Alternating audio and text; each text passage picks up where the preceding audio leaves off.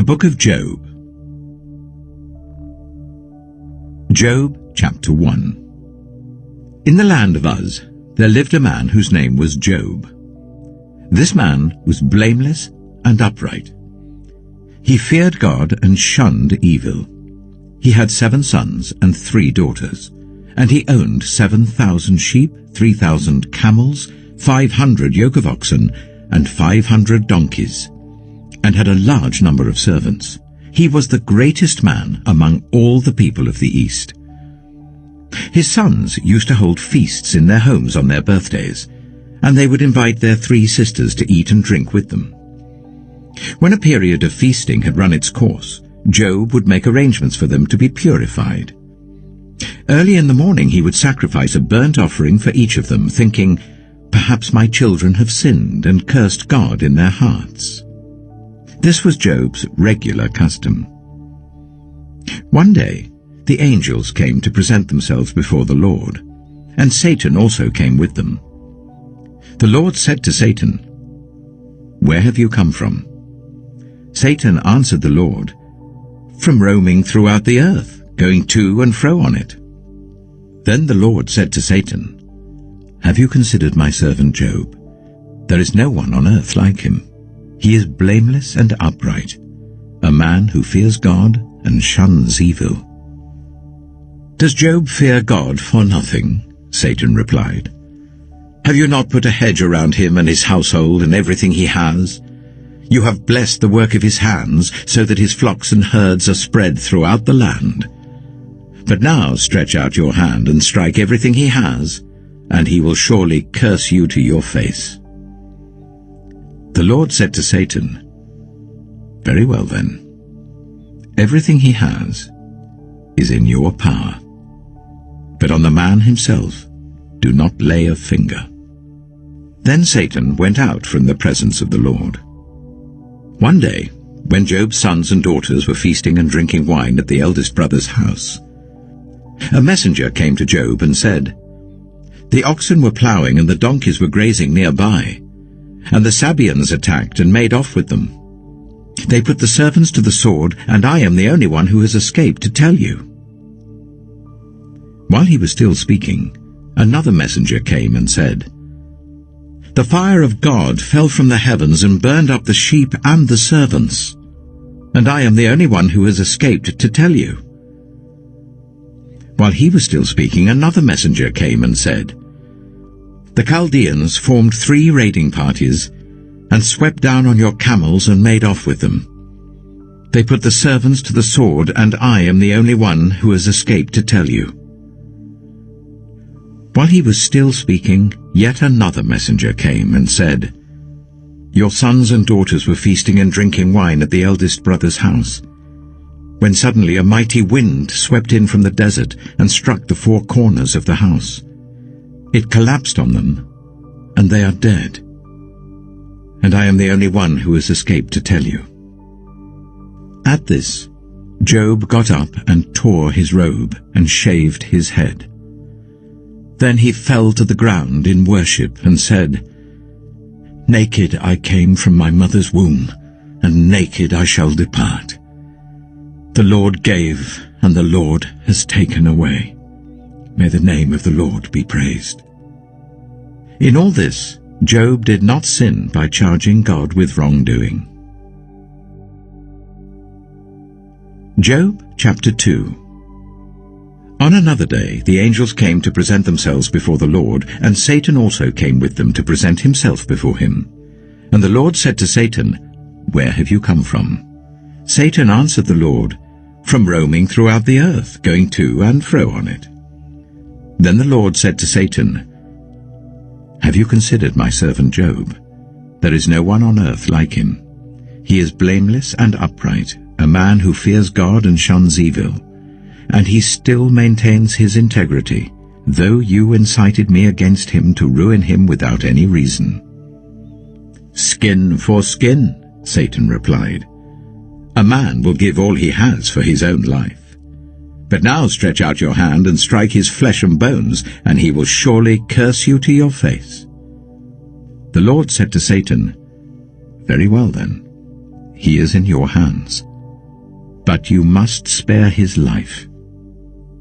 So Satan went out from the presence of the Lord and afflicted Job with painful sores from the soles of his feet to the crown of his head. Then Job took a piece of broken pottery and scraped himself with it as he sat among the ashes. His wife said to him, "Are you still maintaining your integrity? Curse God and die." He replied, "You are talking like a foolish woman. Shall we accept good from God and not trouble?" In all this, Job did not sin in what he said. When Job's 3 friends, Eliphaz the Temanite, Bildad the Shuhite, and Zophar the Naamathite, heard about all the troubles that had come upon him, they set out from their homes and met together by agreement to go and sympathize with him and comfort him.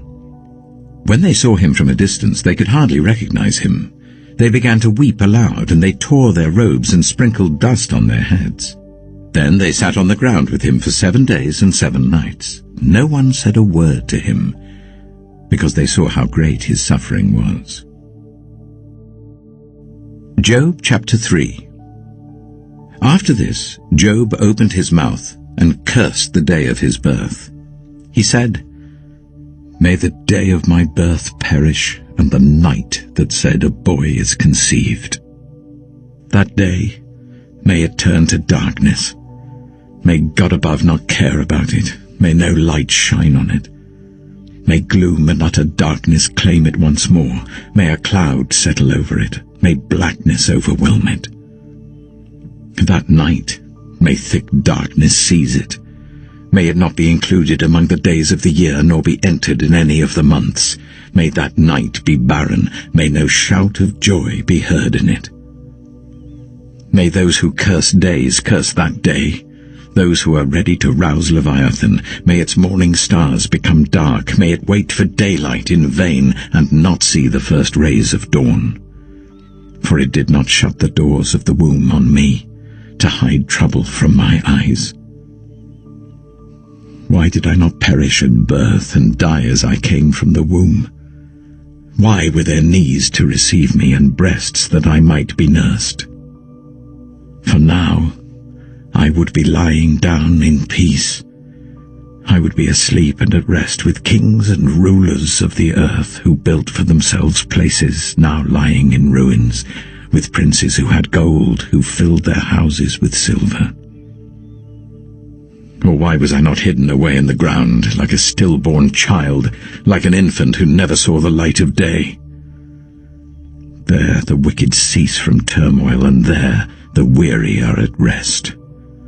Captives also enjoy their ease. They no longer hear the slave drivers shout. The small and the great are there, and the slaves are freed from their owners. Why is light given to those in misery, and life to the bitter of soul, to those who long for death that does not come, who search for it more than for hidden treasure, who are filled with gladness and rejoice when they reach the grave? Why is life given to a man whose way is hidden, whom God has hedged in? For sighing has become my daily food, my groans pour out like water. What I feared has come upon me. What I dreaded has happened to me. I have no peace, no quietness. I have no rest, but only turmoil. Job chapter 4. Then Eliphaz the Temanite replied, "If someone ventures a word with you, will you be impatient? But who can keep from speaking? Think how you have instructed many, how you have strengthened feeble hands. Your words have supported those who stumbled, you have strengthened faltering knees. But now trouble comes to you, and you are discouraged. It strikes you, and you are dismayed. Should not your piety be your confidence, and your blameless ways your hope? Consider now, who being innocent has ever perished? Where were the upright ever destroyed? As I have observed, those who plough evil and those who sow trouble reap it.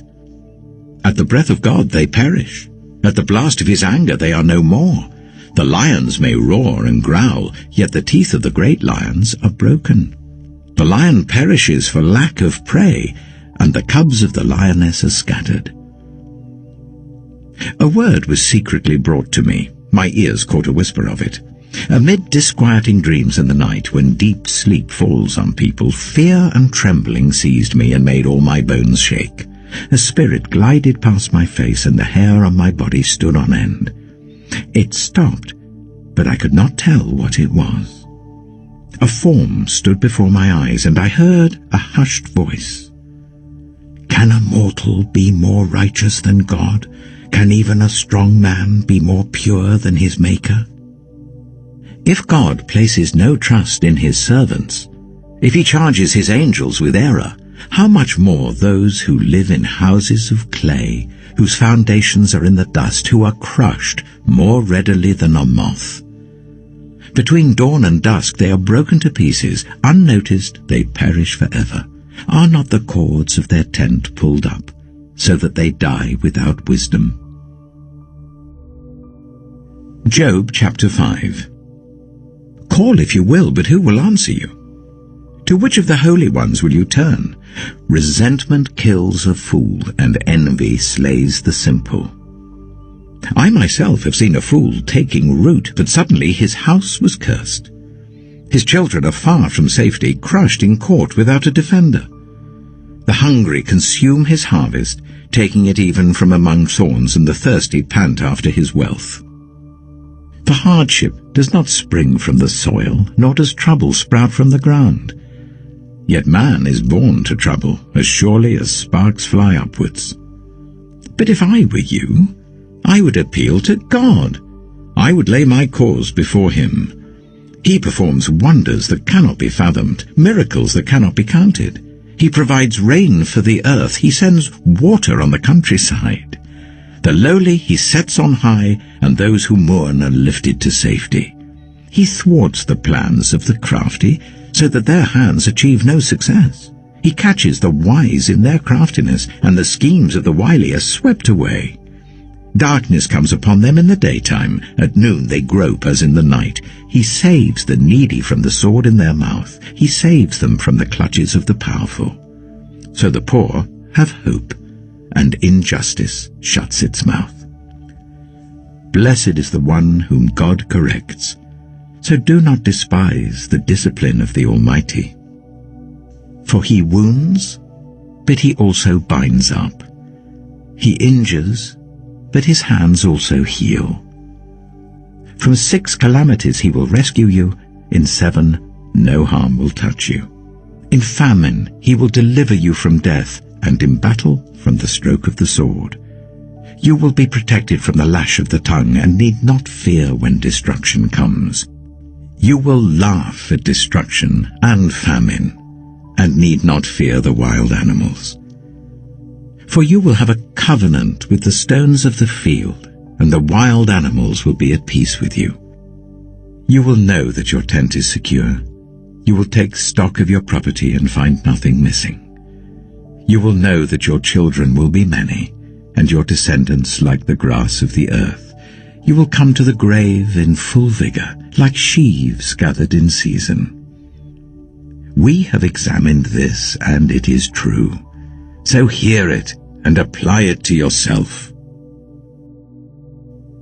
Job chapter 6. Then Job replied, If only my anguish could be weighed, and all my misery be placed on the scales. It would surely outweigh the sand of the seas. No wonder my words have been impetuous.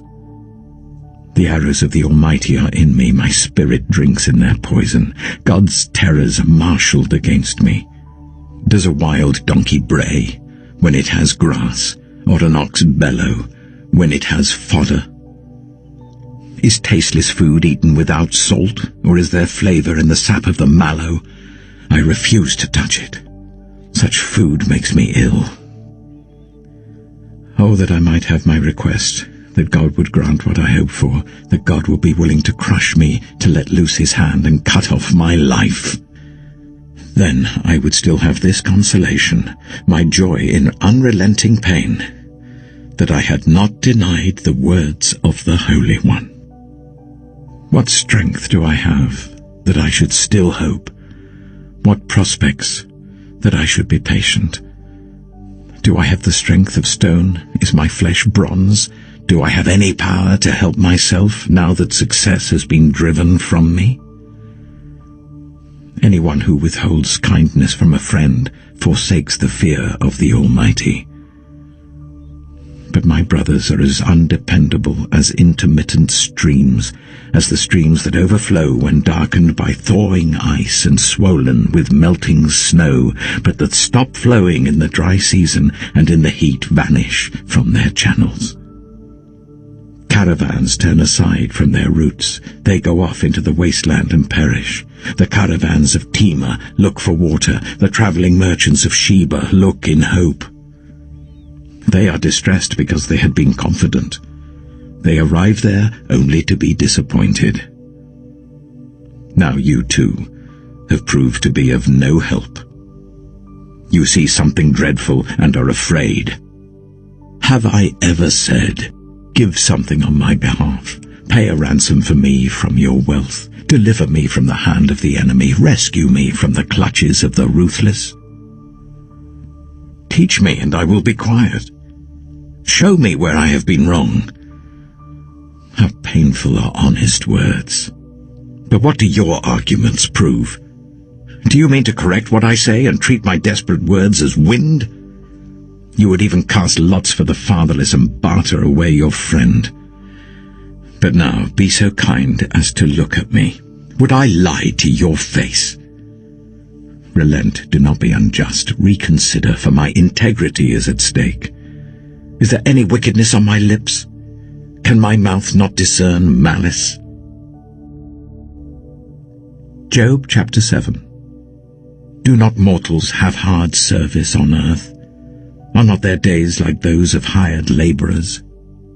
Like a slave longing for the evening shadows, or a hired labourer waiting to be paid, so I have been allotted months of futility, and nights of misery have been assigned to me. When I lie down, I think, how long before I get up? The night drags on, and I toss and turn until dawn. My body is clothed with worms and scabs. My skin is broken and festering. My days are swifter than a weaver's shuttle, and they come to an end without hope. Remember, O God, that my life is but a breath. My eyes will never see happiness again. The eye that now sees me will see me no longer. You will look for me, but I will be no more. As a cloud vanishes and is gone, so one who goes down to the grave does not return. He will never come to his house again. His place will know him no more. Therefore I will not keep silent. I will speak out in the anguish of my spirit. I will complain in the bitterness of my soul. Am I the sea, or the monster of the deep, that you put me under guard? When I think my bed will comfort me, and my couch will ease my complaint, even then you frighten me with dreams and terrify me with visions, so that I prefer strangling and death rather than this body of mine. I despise my life. I would not live forever. Let me alone. My days have no meaning. What is mankind that you make so much of them, that you give them so much attention, that you examine them every morning and test them every moment? Will you never look away from me, or let me alone even for an instant? If I have sinned, what have I done to you? You who see everything we do. Why have you made me your target? Have I become a burden to you? Why do you not pardon my offences and forgive my sins? For I shall soon lie down in the dust. You will search for me, but I shall be no more. Job chapter 8. Then Bildad the Shuhite replied, How long will you say such things? Your words are a blustering wind. Does God pervert justice? Does the Almighty pervert what is right? When your children sinned against him, he gave them over to the penalty of their sin. But if you will seek God earnestly and plead with the Almighty, if you are pure and upright even now, he will rouse himself on your behalf and restore you to your prosperous state. Your beginnings will seem humble, so prosperous will your future be. Ask the former generations and find out what their ancestors learned. For we were born only yesterday and know nothing, and our days on earth are but a shadow. Will they not instruct you and tell you? Will they not bring forth words from their understanding? Can papyrus grow tall where there is no marsh? Can reeds thrive without water? While still growing and uncut, they wither more quickly than grass. Such is the destiny of all who forget God. So perishes the hope of the godless. What they trust in is fragile. What they rely on is a spider's web. They lean on the web, but it gives way. They cling to it, but it does not hold. They are like a well-watered plant in the sunshine, spreading its shoots over the garden. It entwines its roots round a pile of rocks and looks for a place among the stones. But when it is torn from its spot, that place disowns it and says, "I never saw you." Surely its life withers away, and from the soil other plants grow. Surely God does not reject one who is blameless, or strengthen the hands of evildoers. He will yet fill your mouth with laughter and your lips with shouts of joy. Your enemies will be clothed in shame, and the tents of the wicked will be no more. Job chapter 9. Then Job replied, "Indeed, I know that this is true. But how can mere mortals prove their innocence before God? Though they wished to dispute with him, they could not answer him one sin 1,000 times. His wisdom is profound, his power is vast. Who has resisted him and come out unscathed? He moves mountains without their knowing it and overturns them in his anger. He shakes the earth from its place and makes its pillars tremble. He speaks to the sun, and it does not shine. He seals off the light of the stars. He alone stretches out the heavens and treads on the waves of the sea. He is the maker of the Bear and Orion, the Pleiades and the constellations of the south. He performs wonders that cannot be fathomed, miracles that cannot be counted. When he passes me, I cannot see him. When he goes by, I cannot perceive him. If he snatches away, who can stop him? Who can say to him, "What are you doing?" God does not restrain his anger. Even the cohorts of Rahab cowered at his feet. How then can I dispute with him? How can I find words to argue with him? Though I were innocent, I could not answer him. I could only plead with my judge for mercy. Even if I summoned him and he responded, I do not believe he would give me a hearing. He would crush me with a storm and multiply my wounds for no reason. He would not let me catch my breath, but would overwhelm me with misery. If it is a matter of strength, he is mighty. And if it is a matter of justice, who can challenge him? Even if I were innocent, my mouth would condemn me. If I were blameless, it would pronounce me guilty. Although I am blameless, I have no concern for myself. I despise my own life. It is all the same. That is why I say, he destroys both the blameless and the wicked. When a scourge brings sudden death, he mocks the despair of the innocent. When a land falls into the hands of the wicked, he blindfolds its judges. If it is not he, then who is it? My days are swifter than a runner. They fly away without a glimpse of joy. They skim past like boats of papyrus, like eagles swooping down on their prey. If I say, I will forget my complaint, I will change my expression and smile, I still dread all my sufferings, for I know you will not hold me innocent. Since I am already found guilty, why should I struggle in vain? Even if I washed myself with soap and my hands with cleansing powder, you would plunge me into a slime pit so that even my clothes would detest me. He is not a mere mortal like me, that I might answer him, that we might confront each other in court. If only there was someone to mediate between us, someone to bring us together, someone to remove God's rod from me, so that his terror would frighten me no more. Then I would speak up without fear of him. But as it now stands with me, I cannot.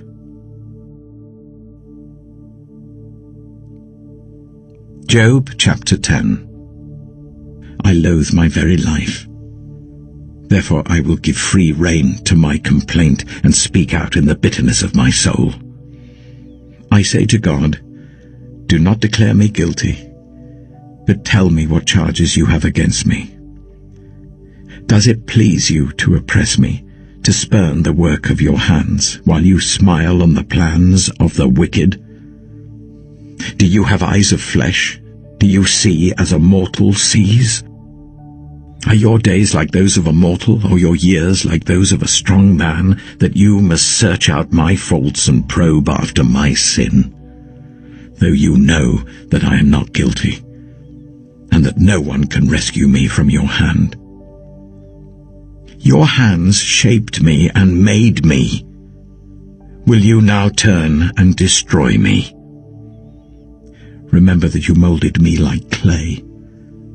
Will you now turn me to dust again? Did you not pour me out like milk and curdle me like cheese, clothe me with skin and flesh and knit me together with bones and sinews? You gave me life and showed me kindness, and in your providence watched over my spirit. But this is what you concealed in your heart, and I know that this was in your mind. If I sinned, you would be watching me, and would not let my offense go unpunished. If I am guilty, woe to me. Even if I am innocent, I cannot lift up my head, for I am full of shame and drowned in my affliction. If I hold my head high, you stalk me like a lion, and again display your awesome power against me.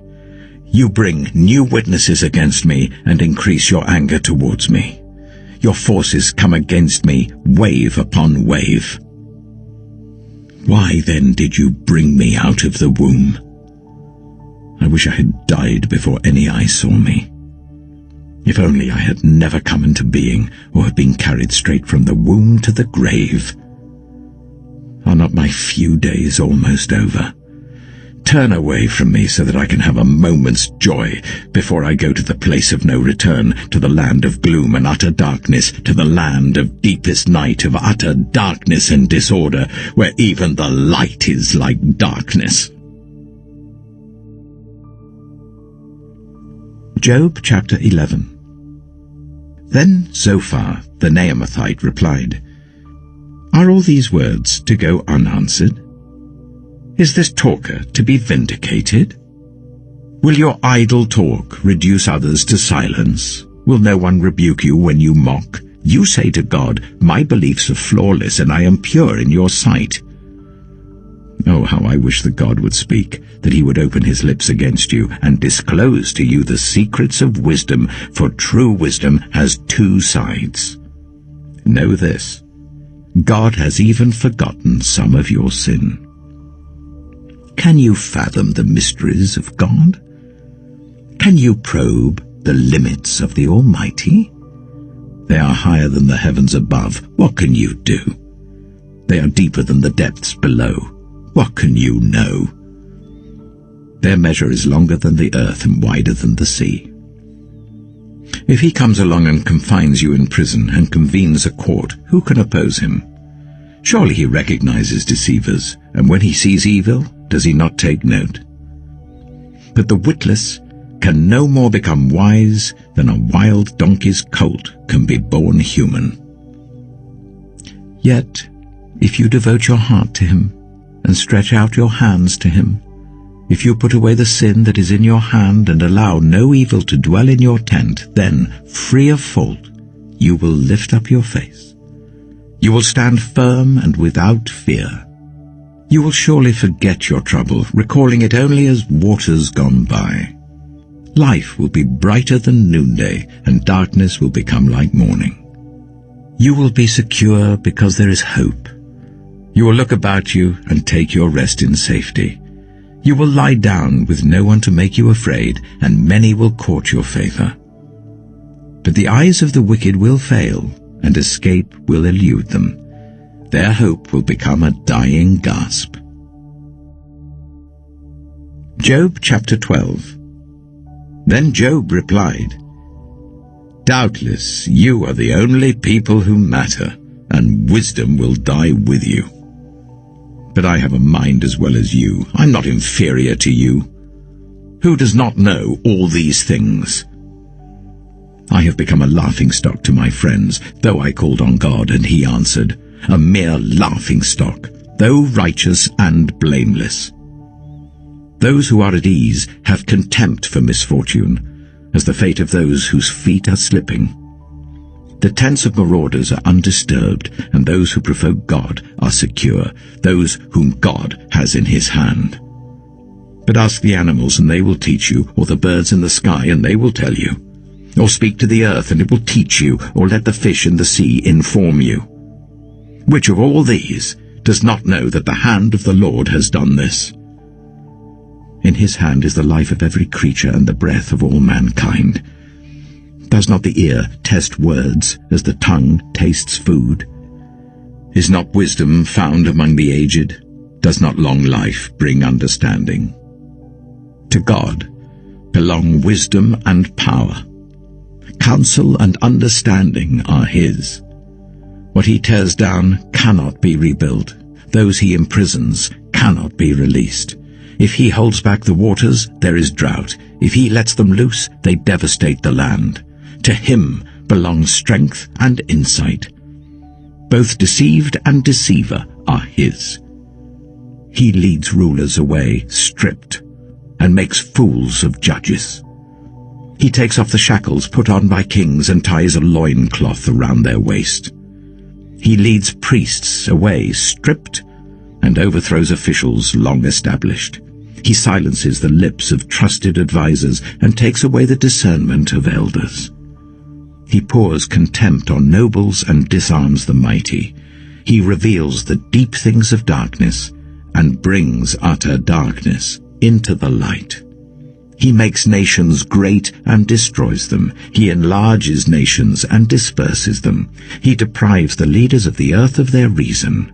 He makes them wander in a trackless waste. They grope in darkness with no light. He makes them stagger like drunkards.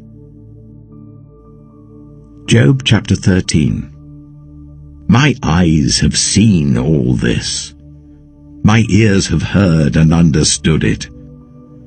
What you know I also know. I'm not inferior to you. But I desire to speak to the Almighty and to argue my case with God. You, however, smear me with lies. You are worthless physicians, all of you. If only you would be altogether silent. For you, that would be wisdom. Hear now my argument. Listen to the pleas of my lips. Will you speak wickedly on God's behalf? Will you speak deceitfully for him? Will you show him partiality? Will you argue the case for God? Would it turn out well if he examined you? Could you deceive him as you might deceive a mortal? He would surely call you to account if you secretly showed partiality. Would not his splendor terrify you? Would not the dread of him fall on you? Your maxims are proverbs of ashes. Your defenses are defenses of clay. Keep silent and let me speak. Then let come to me what may. Why do I put myself in jeopardy and take my life in my hands? Though he slay me, yet will I hope in him. I will surely defend my ways to his face. Indeed, this will turn out for my deliverance, for no godless person would dare come before him. Listen carefully to what I say. Let my words ring in your ears. Now that I have prepared my case, I know I will be vindicated. Can anyone bring charges against me? If so, I will be silent and die. Only grant me these two things, God, and then I will not hide from you. Withdraw your hand far from me, and stop frightening me with your terrors.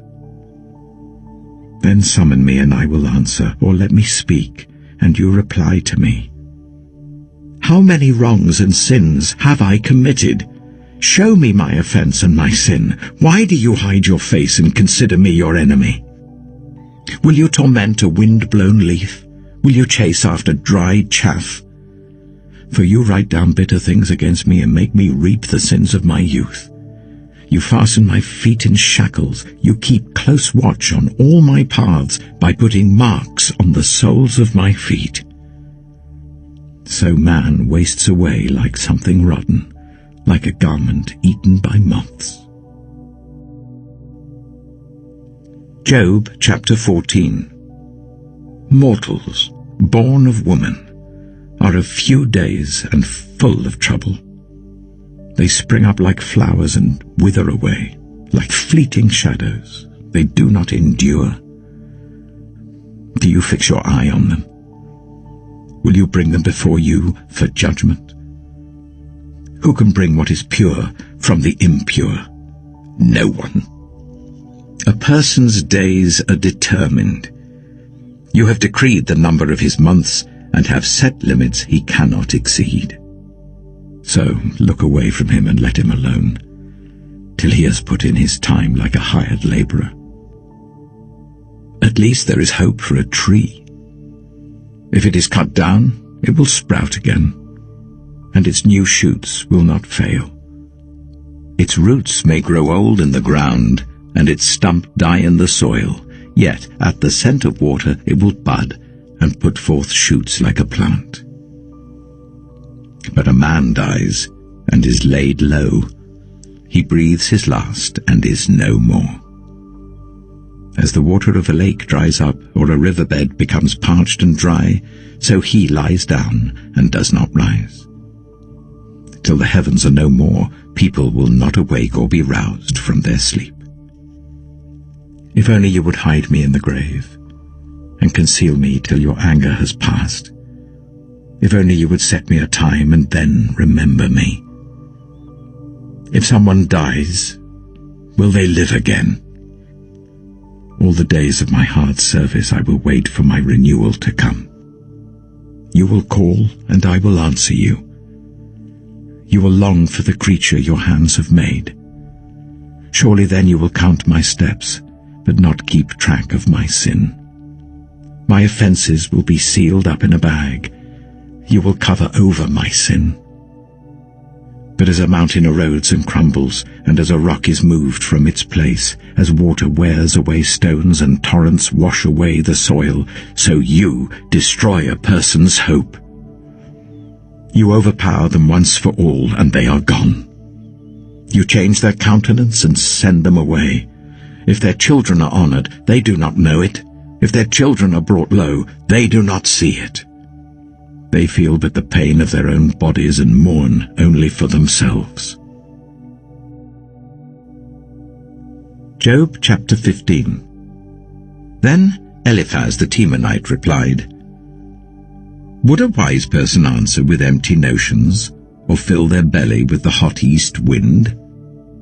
Would they argue with useless words, with speeches that have no value? But you even undermine piety and hinder devotion to God. Your sin prompts your mouth. You adopt the tongue of the crafty. Your own mouth condemns you, not mine. Your own lips testify against you. Are you the first man ever born? Were you brought forth before the hills? Do you listen in on God's counsel? Do you have a monopoly on wisdom? What do you know that we do not know? What insights do you have that we do not have? The grey-haired and the aged are on our side, men even older than your father. Are God's consolations not enough for you, words spoken gently to you? Why has your heart carried you away, and why do your eyes flash, so that you vent your rage against God and pour out such words from your mouth? What are mortals, that they could be pure? Or those born of woman, that they could be righteous? If God places no trust in his holy ones, if even the heavens are not pure in his eyes, how much less mortals who are vile and corrupt, who drink up evil like water? Listen to me, and I will explain to you. Let me tell you what I have seen, what the wise have declared, hiding nothing received from their ancestors, to whom alone the land was given when no foreigners moved among them. All his days the wicked man suffers torment, the ruthless man, through all the years stored up for him. Terrifying sounds fill his ears. When all seems well, marauders attack him. He despairs of escaping the realm of darkness. He is marked for the sword. He wanders about for food like a vulture. He knows the day of darkness is at hand. Distress and anguish fill him with terror.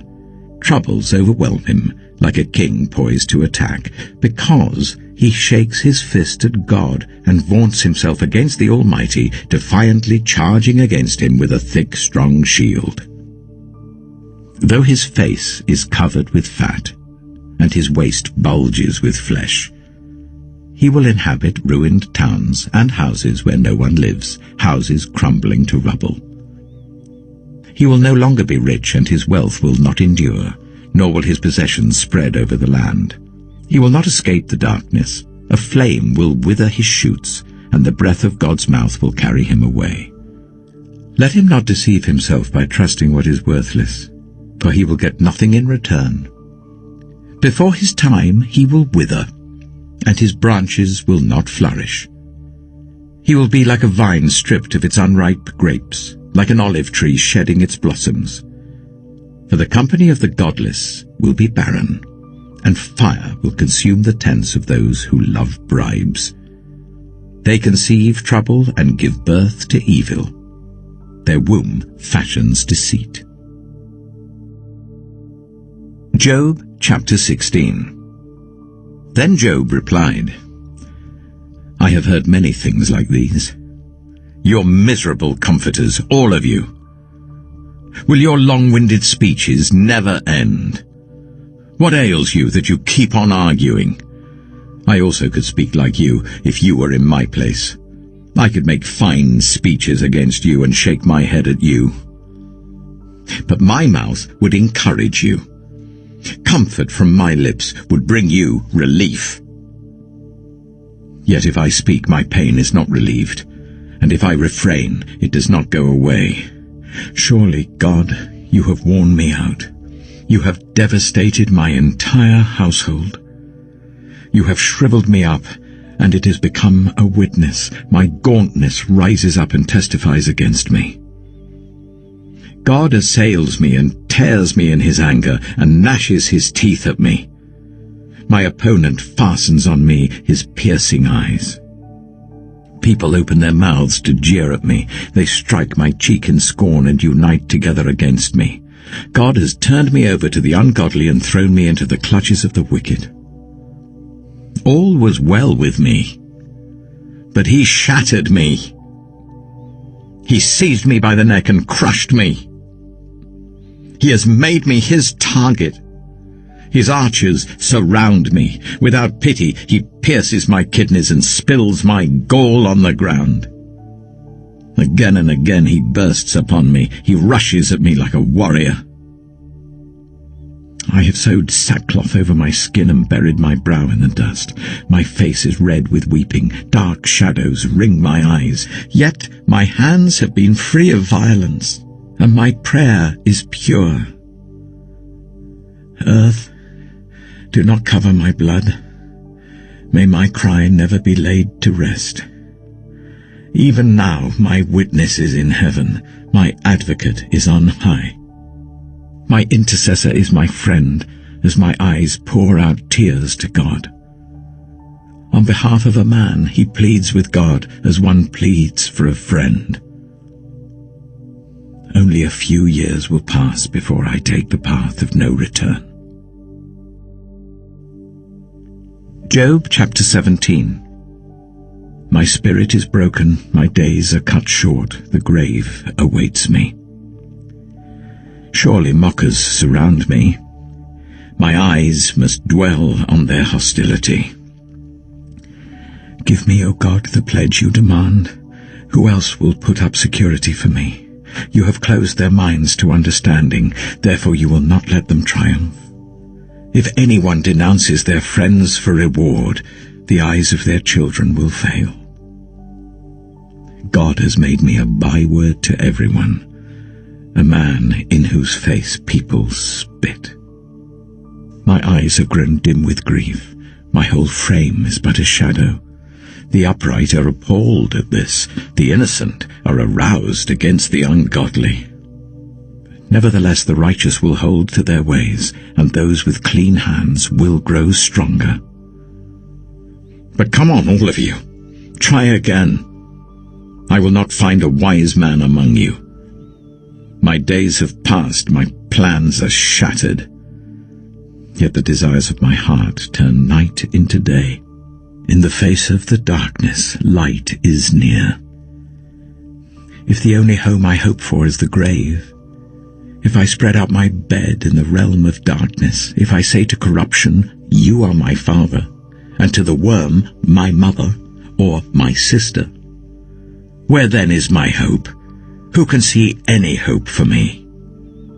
Will it go down to the gates of death? Will we descend together into the dust? Job chapter 18. Then Bildad the Shuhite replied, When will you end these speeches? Be sensible, and then we can talk. Why are we regarded as cattle and considered stupid in your sight? You, who tear yourself to pieces in your anger. Is the earth to be abandoned for your sake, or must the rocks be moved from their place? The lamp of a wicked man is snuffed out, the flame of his fire stops burning. The light in his tent becomes dark, the lamp beside him goes out. The vigor of his step is weakened, his own schemes throw him down. His feet thrust him into a net. He wanders into its mesh. A trap seizes him by the heel, a snare holds him fast. A noose is hidden for him on the ground, a trap lies in his path. Terrors startle him on every side and dog his every step. Calamity is hungry for him. Disaster is ready for him when he falls. It eats away parts of his skin. Death's firstborn devours his limbs. He is torn from the security of his tent and marched off to the king of terrors. Fire resides in his tent. Burning sulphur is scattered over his dwelling. His roots dry up below, and his branches wither above. The memory of him perishes from the earth. He has no name in the land. He is driven from light into the realm of darkness and is banished from the world. He has no offspring or descendants among his people, no survivor where once he lived. People of the west are appalled at his fate.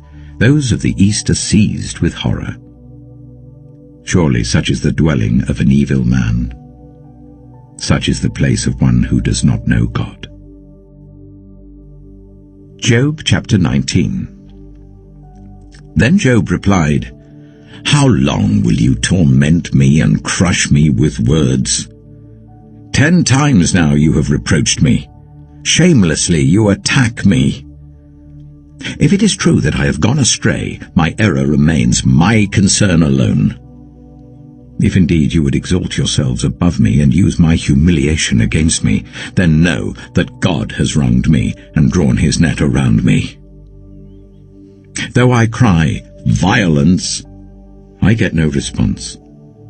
Though I call for help, there is no justice. He has blocked my way so that I cannot pass. He has shrouded my paths in darkness. He has stripped me of my honor and removed the crown from my head. He tears me down on every side till I am gone. He uproots my hope like a tree. His anger burns against me. He counts me among his enemies. His troops advance in force.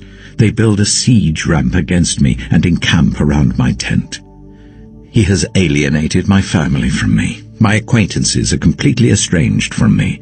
My relatives have gone away. My closest friends have forgotten me. My guests and my female servants count me a foreigner. They look upon me as a stranger.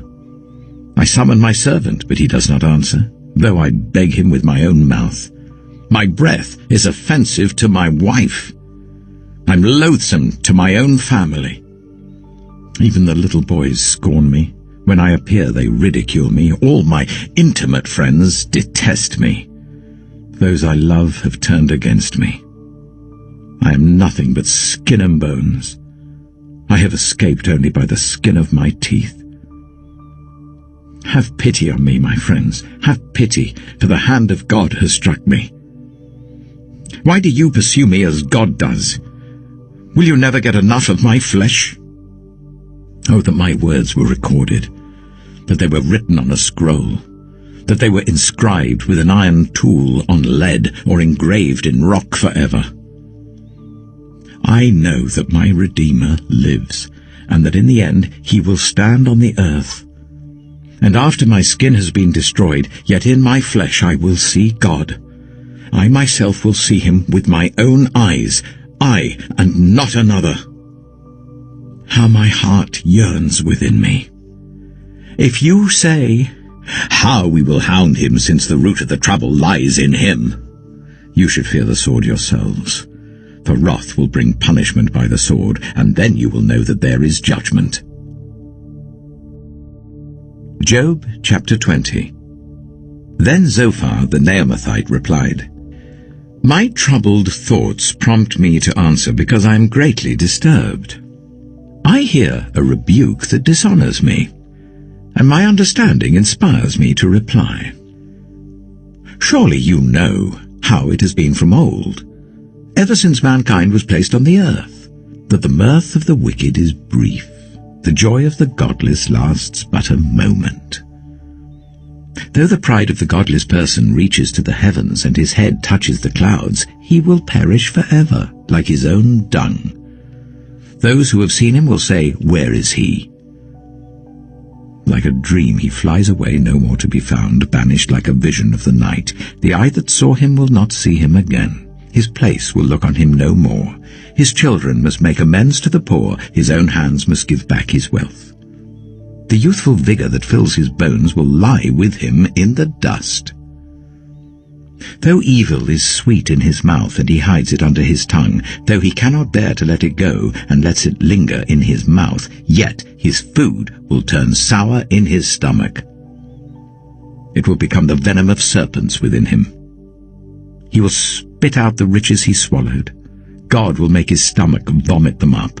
He will suck the poison of serpents. The fangs of an adder will kill him. He will not enjoy the streams, the rivers flowing with honey and cream. What he toiled for, he must give back uneaten. He will not enjoy the profit from his trading. For he has oppressed the poor and left them destitute.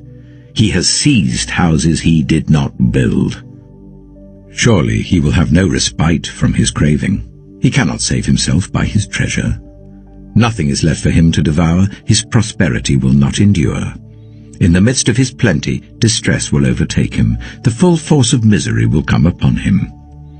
When he has filled his belly, God will vent his burning anger against him and rain down his blows on him. Though he flees from an iron weapon, a bronze-tipped arrow pierces him. He pulls it out of his back, the gleaming point out of his liver. Terrors will come over him. Total darkness lies in wait for his treasures. A fire unfanned will consume him and devour what is left in his tent. The heavens will expose his guilt. The earth will rise up against him. A flood will carry off his house, rushing waters on the day of God's wrath. Such is the fate God allots the wicked, the heritage appointed for them by God. Job chapter 21. Then Job replied, Listen carefully to my words. Let this be the consolation you give me. Bear with me while I speak, and after I have spoken, mock on. Is my complaint directed to a human being? Why should I not be impatient? Look at me, and be appalled. Clap your hand over your mouth. When I think about this, I'm terrified. Trembling seizes my body. Why do the wicked live on, growing old and increasing in power? They see their children established around them, their offspring before their eyes. Their homes are safe and free from fear. The rod of God is not on them. Their bulls never fail to breed. Their cows calve and do not miscarry. They send forth their children as a flock. Their little ones dance about. They sing to the music of tambourine and lyre. They make merry to the sound of the pipe. They spend their years in prosperity and go down to the grave in peace. Yet they say to God, "Leave us alone. We have no desire to know your ways. Who is the Almighty that we should serve him? What would we gain by praying to him?" But their prosperity is not in their own hands. So I stand aloof from the plans of the wicked. Yet how often is the lamp of the wicked snuffed out? How often does calamity come upon them, the fate God allots in his anger? How often are they like straw before the wind, like chaff swept away by a gale? It is said, God stores up the punishment of the wicked for their children. Let him repay the wicked, so that they themselves will experience it. Let their own eyes see their destruction. Let them drink the cup of the wrath of the Almighty. For what do they care about the families they leave behind when their allotted months come to an end? Can anyone teach knowledge to God, since he judges even the highest? One person dies in full vigor, completely secure and at ease, well-nourished in body, bones rich with marrow. Another dies in bitterness of soul, never having enjoyed anything good. And side by side they lie in the dust, and worms cover them both. I know full well what you're thinking, the schemes by which you would wrong me. You say, "Where now is the house of the great, the tents where the wicked lived?" Have you never questioned those who travel? Have you paid no regard to their accounts? That the wicked are spared from the day of calamity, that they are delivered from the day of wrath? Who denounces their conduct to their face? Who repays them for what they have done? They are carried to the grave, and watch is kept over their tombs. The soil in the valley is sweet to them. Everyone follows after them, and a countless throng goes before them. So how can you console me with your nonsense? Nothing is left of your answers but falsehood. Job chapter 22. Then Eliphaz the Temanite replied, "Can a man be of benefit to God? Can even a wise person benefit him? What pleasure would it give the Almighty if you were righteous? What would he gain if your ways were blameless? Is it for your piety that he rebukes you and brings charges against you? Is not your wickedness great? Are not your sins endless? You demanded security from your relatives for no reason. You stripped people of their clothing, leaving them naked. You gave no water to the weary, and you withheld food from the hungry, though you were a powerful man owning land, an honored man living on it. And you sent widows away empty-handed and broke the strength of the fatherless. That is why snares are all around you, why sudden peril terrifies you, why it is so dark that you cannot see, and why a flood of water covers you. Is not God in the heights of heaven? And see how lofty are the highest stars. Yet you say, what does God know? Does he judge through such darkness? Thick clouds veil him, so he does not see us as he goes about in the vaulted heavens. Will you keep to the old path that the wicked have trod? They were carried off before their time, their foundations washed away by a flood. They said to God, "Leave us alone. What can the Almighty do to us?" Yet it was he who filled their houses with good things. So I stand aloof from the plans of the wicked. The righteous see their ruin and rejoice. The innocent mock them, saying, "Surely our foes are destroyed, and fire devours their wealth." Submit to God and be at peace with him. In this way prosperity will come to you. Accept instruction from his mouth and lay up his words in your heart. If you return to the Almighty, you will be restored. If you remove wickedness far from your tent, and assign your nuggets to the dust, your gold of Ophir to the rocks in the ravines, then the Almighty will be your gold, the choicest silver for you. Surely then you will find delight in the Almighty and will lift up your face to God. You will pray to him and he will hear you, and you will fulfill your vows. What you decide on will be done, and light will shine on your ways. When people are brought low and you say, "Lift them up," then he will save the downcast. He will deliver even one who is not innocent, who will be delivered through the cleanness of your hands. Job chapter 23. Then Job replied, "Even today my complaint is bitter. His hand is heavy in spite of my groaning.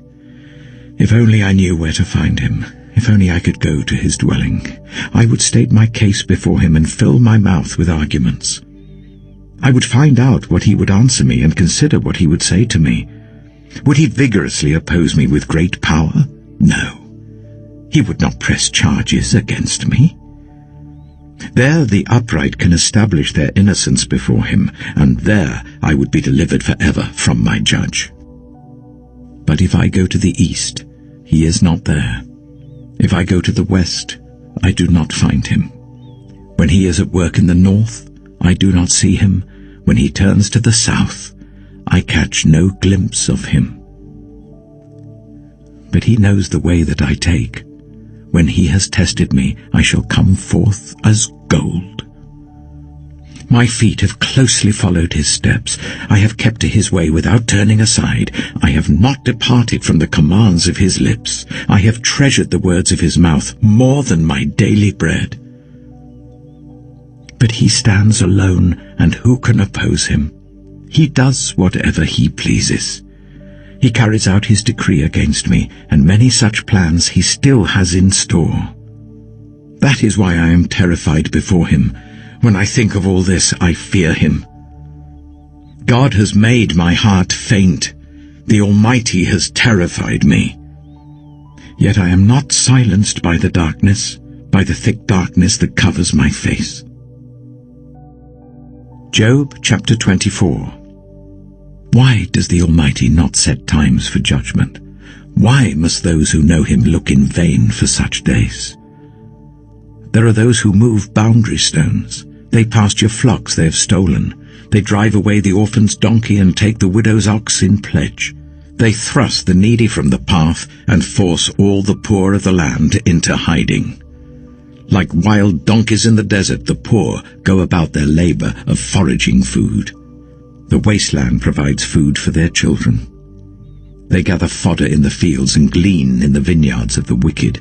Lacking clothes, they spend the night naked. They have nothing to cover themselves in the cold. They are drenched by mountain rains and hug the rocks for lack of shelter. The fatherless child is snatched from the breast. The infant of the poor is seized for a debt. Lacking clothes, they go about naked. They carry the sheaves but still go hungry. They crush olives among the terraces. They tread the wine presses, yet suffer thirst. The groans of the dying rise from the city, and the souls of the wounded cry out for help. But God charges no one with wrongdoing.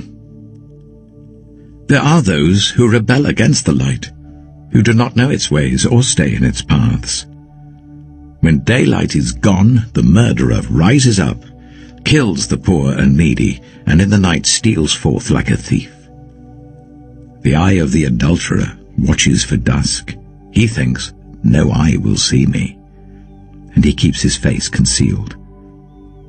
In the dark, thieves break into houses, but by day they shut themselves in. They want nothing to do with the light. For all of them, midnight is their morning. They make friends with the terrors of darkness. Yet they are foam on the surface of the water. Their portion of the land is cursed, so that no one goes to the vineyards. As heat and drought snatch away the melted snow, so the grave snatches away those who have sinned.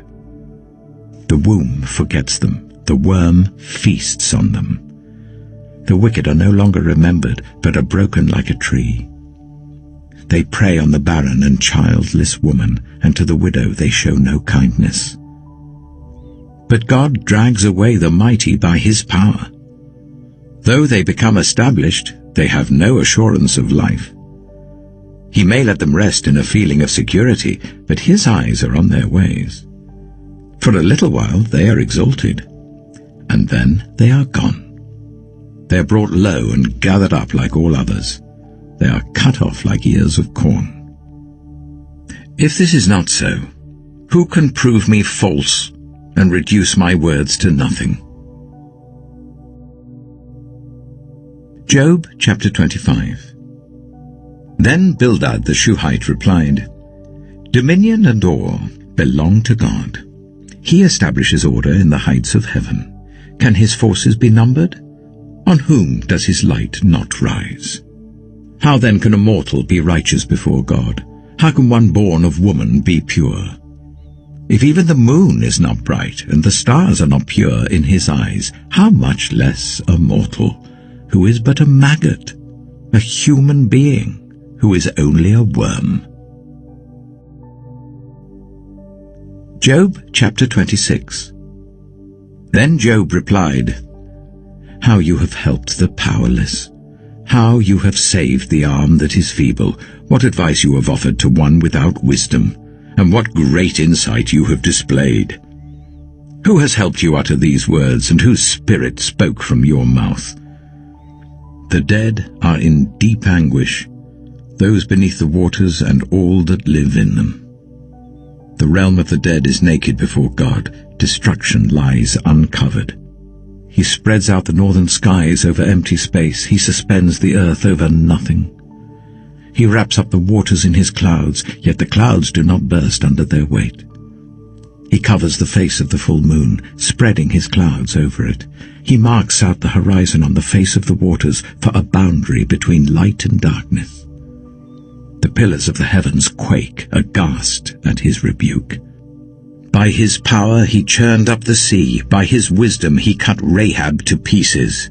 By his breath the skies became fair. His hand pierced the gliding serpent.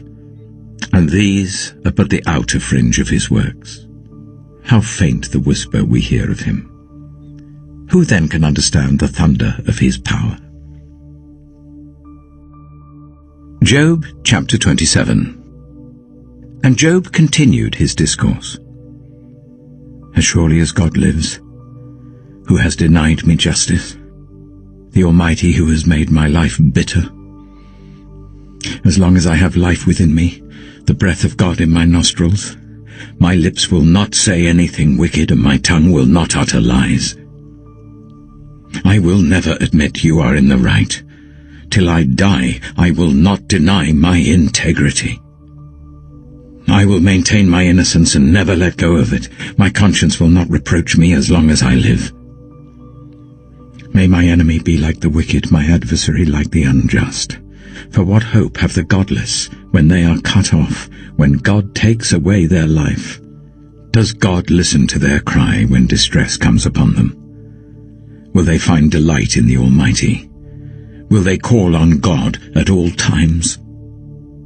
I will teach you about the power of God. The ways of the Almighty I will not conceal.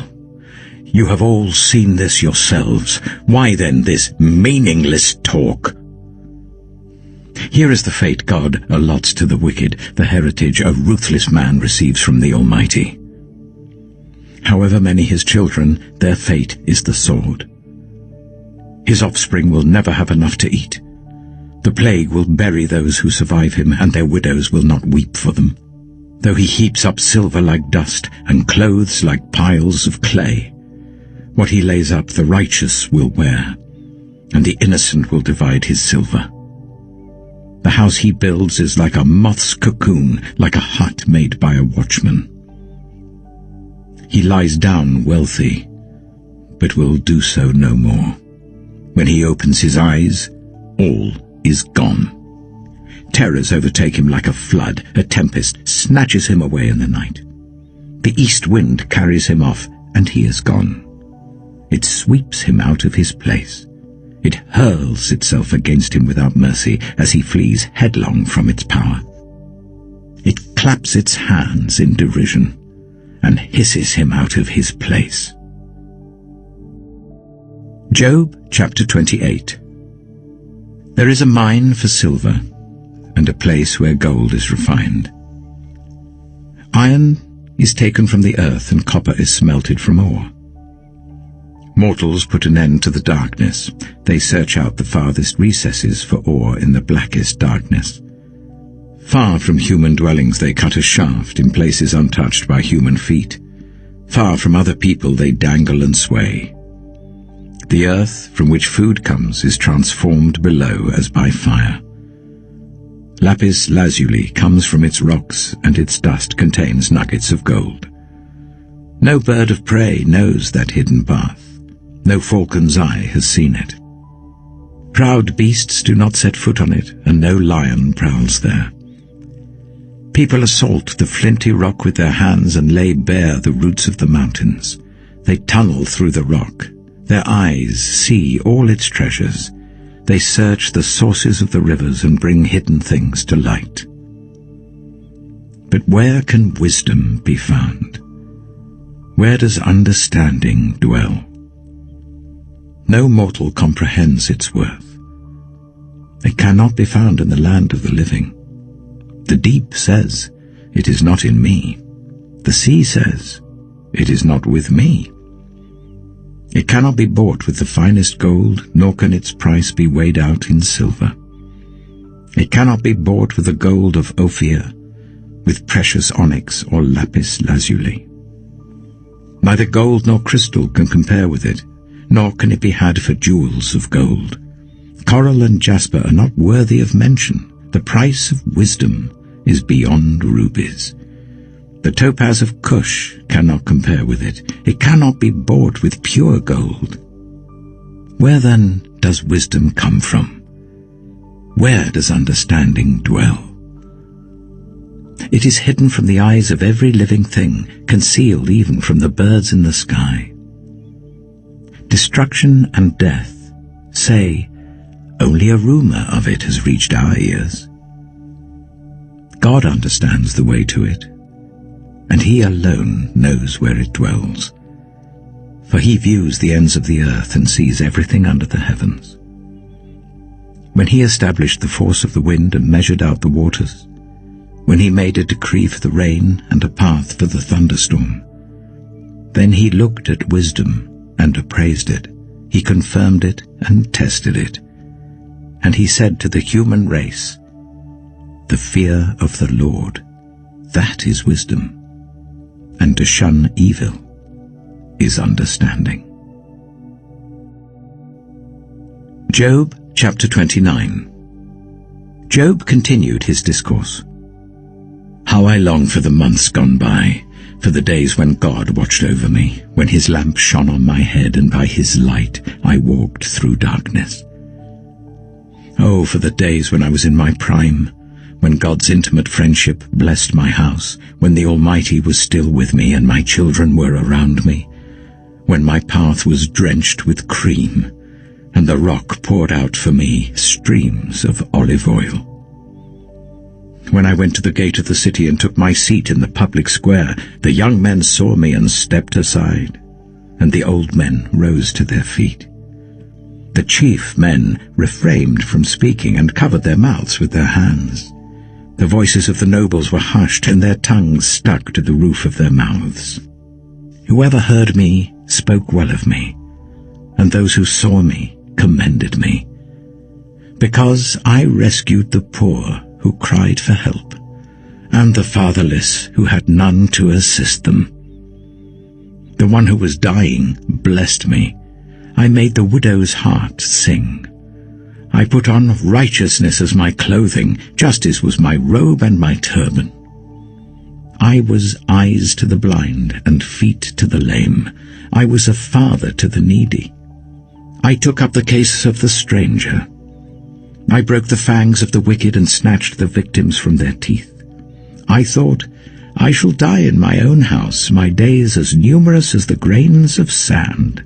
My roots will reach to the water, and the dew will lie all night on my branches. My glory will not fade. The bow will be ever new in my hand. People listened to me expectantly, waiting in silence for my counsel. After I had spoken, they spoke no more. My words fell gently on their ears. They waited for me as for showers, and drank in my words as the spring rain. When I smiled at them, they scarcely believed it. The light of my face was precious to them. I chose the way for them and sat as their chief. I dwelt as a king among his troops. I was like one who comforts mourners. Job chapter 30. But now they mock me, men younger than I, whose fathers I would have disdained to put with my sheepdogs. Of what use was the strength of their hands to me, since their vigour had gone from them?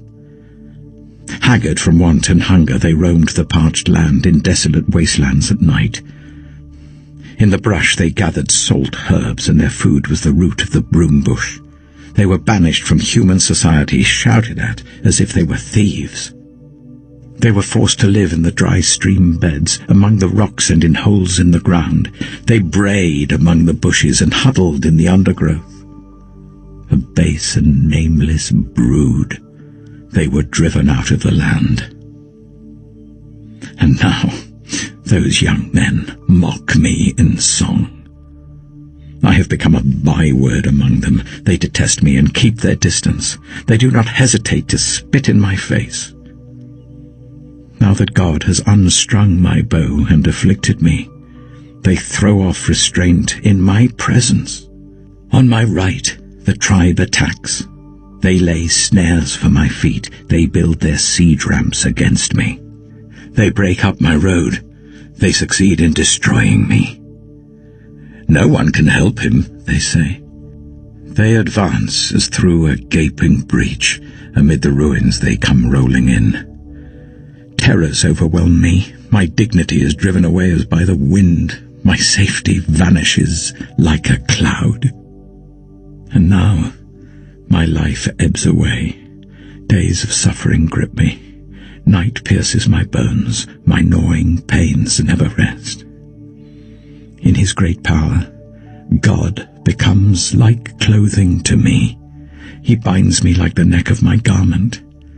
He throws me into the mud, and I am reduced to dust and ashes.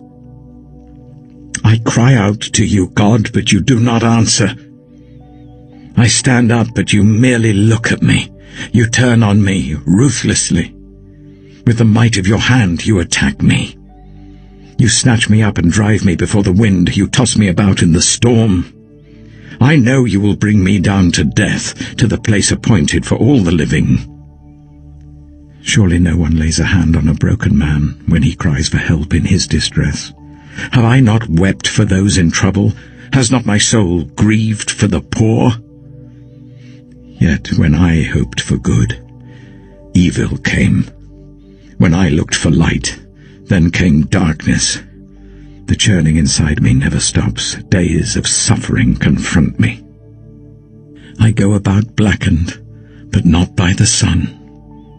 I stand up in the assembly and cry for help. I have become a brother of jackals, a companion of owls.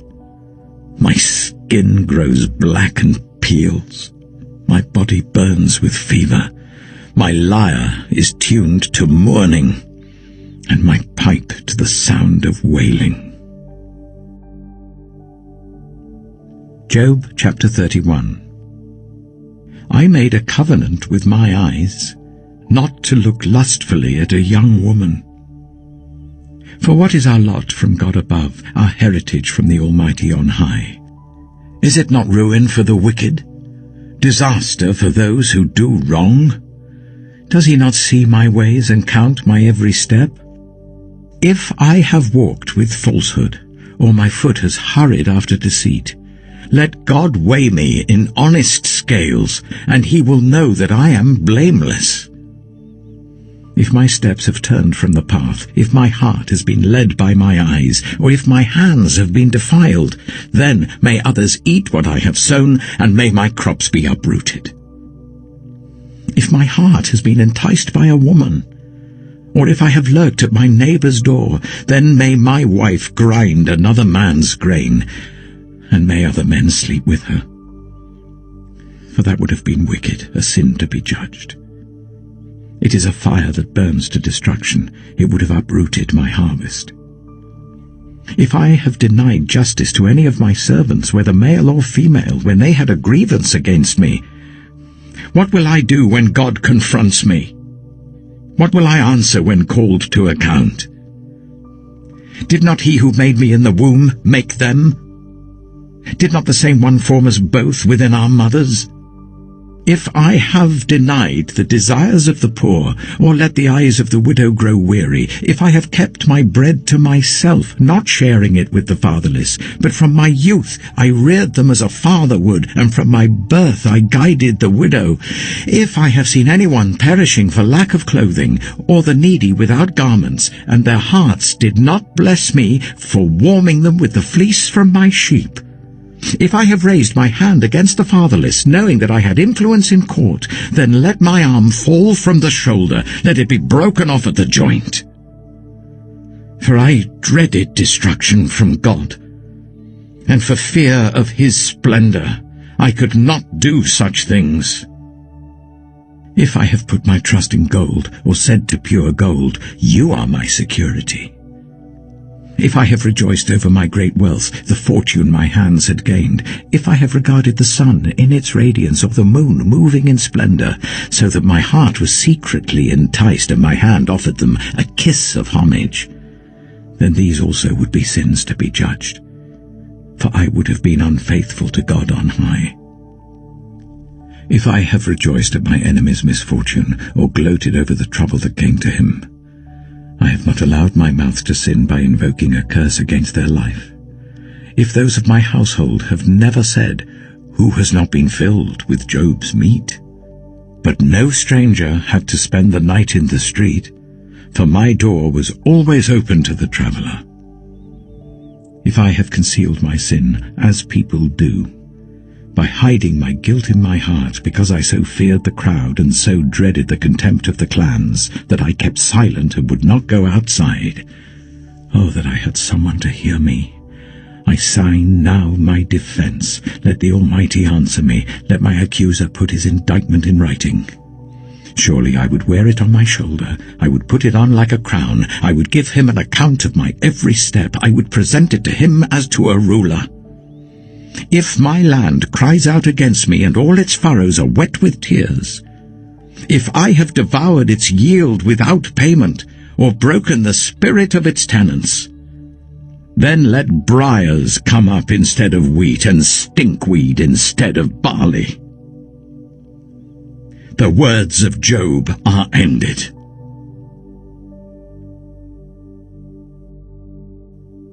Job chapter 32. So these three men stopped answering Job, because he was righteous in his own eyes.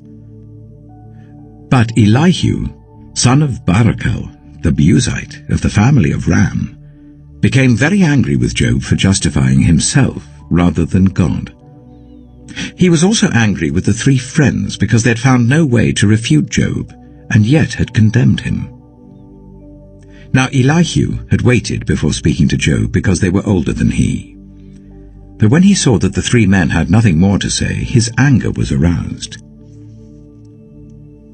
So Elihu, son of Barachel the Buzite, said, I am young in years, and you are old. That is why I was fearful, not daring to tell you what I know. I thought age should speak, advanced years should teach wisdom. But it is the spirit in a person, the breath of the Almighty, that gives them understanding. It is not only the old who are wise, not only the aged who understand what is right. Therefore I say, listen to me. I too will tell you what I know. I waited while you spoke. I listened to your reasoning. While you were searching for words, I gave you my full attention. But not one of you has proved Job wrong. None of you has answered his arguments. Do not say, we have found wisdom. Let God, not a man, refute him. But Job has not marshalled his words against me, and I will not answer him with your arguments. They are dismayed and have no more to say. Words have failed them. Must I wait, now that they are silent, now that they stand there with no reply?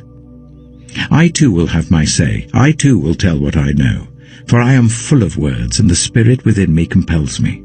Inside I'm like bottled-up wine, like new wineskins ready to burst.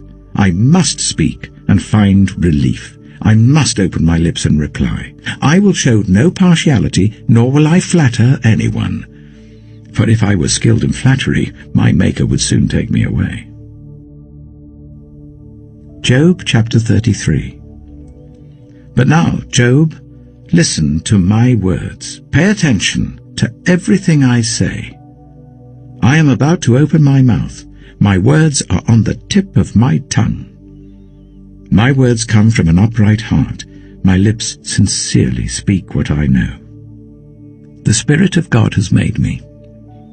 The breath of the Almighty gives me life. Answer me then, if you can. Stand up and argue your case before me. I am the same as you, in God's sight. I too am a piece of clay. No fear of me should alarm you, nor should my hand be heavy on you. But you have said in my hearing, I heard the very words, I am pure, I have done no wrong. I am clean and free from sin, yet God has found fault with me. He considers me his enemy. He fastens my feet in shackles. He keeps close watch on all my paths. But I tell you, in this you are not right. For God is greater than any mortal. Why do you complain to him that he responds to no one's words? For God does speak, now one way, now another, though no one perceives it. In a dream, in a vision of the night, when deep sleep falls on people as they slumber in their beds, he may speak in their ears and terrify them with warnings, to turn them from wrongdoing and keep them from pride, to preserve them from the pit, their lives from perishing by the sword. Or someone may be chastened on a bed of pain, with constant distress in their bones, so that their body finds food repulsive and their soul loathes the choicest meal. Their flesh wastes away to nothing, and their bones, once hidden, now stick out. They draw near to the pit, and their life to the messengers of death. Yet if there is an angel at their side, a messenger, 1 out of 1,000, sent to tell them how to be upright, and he is gracious to that person and says to God, spare them from going down to the pit.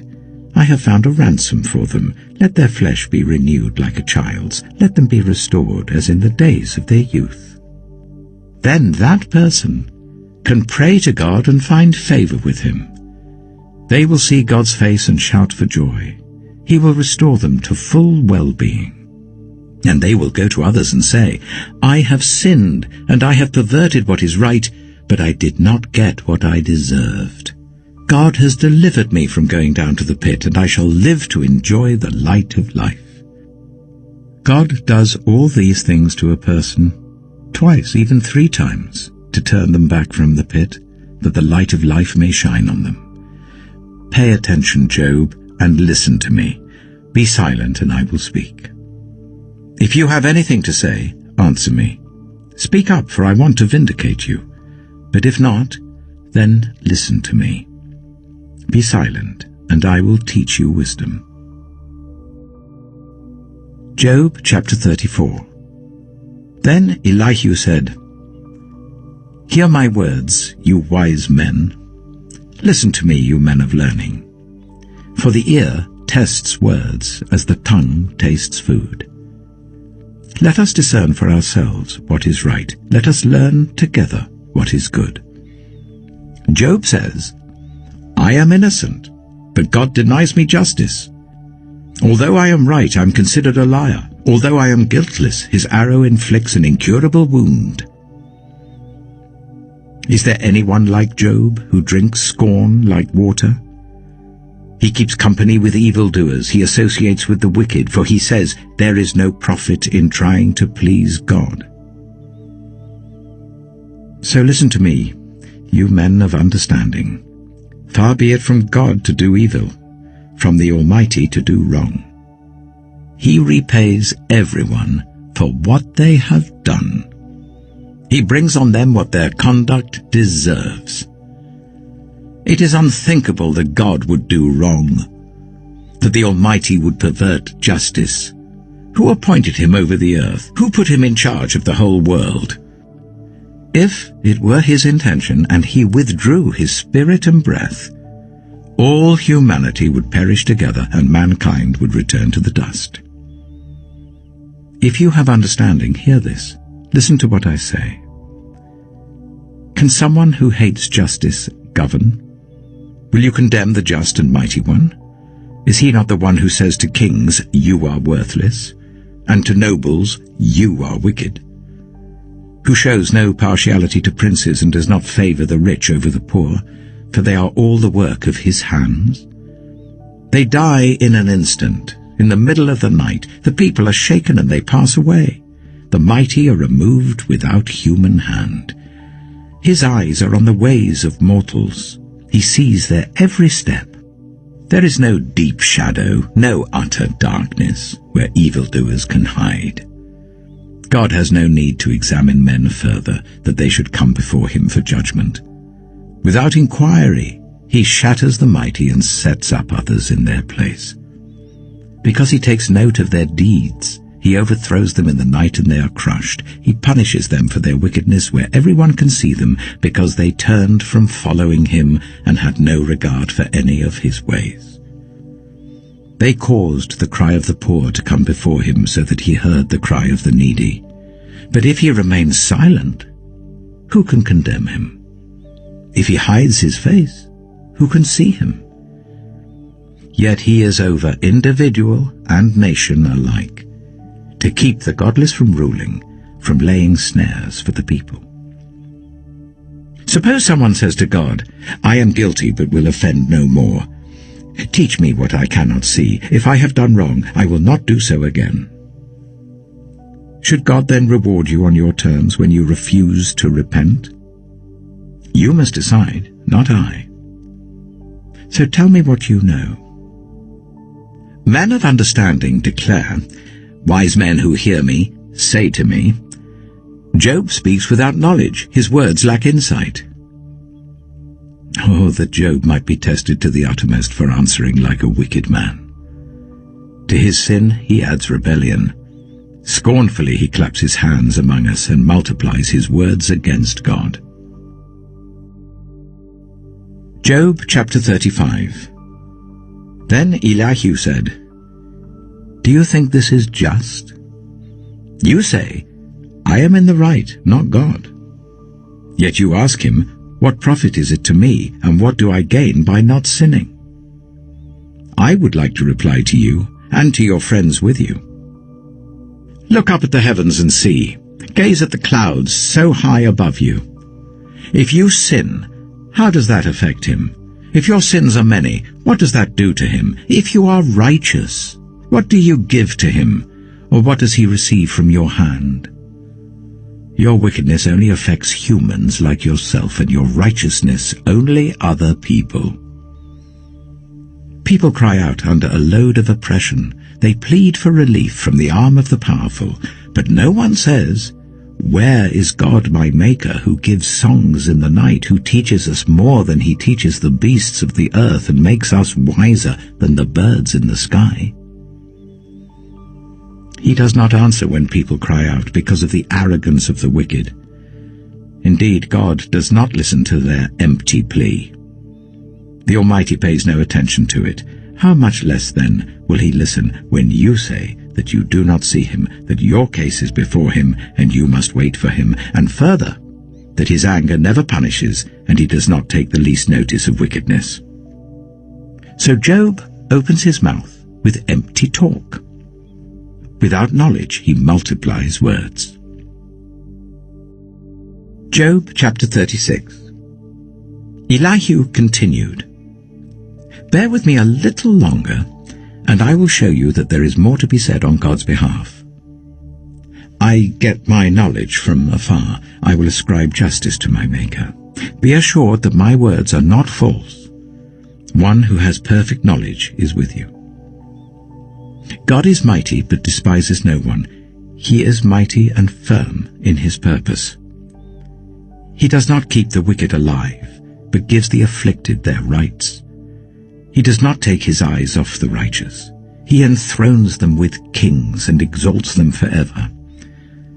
But if people are bound in chains, held fast by cords of affliction, he tells them what they have done, that they have sinned arrogantly.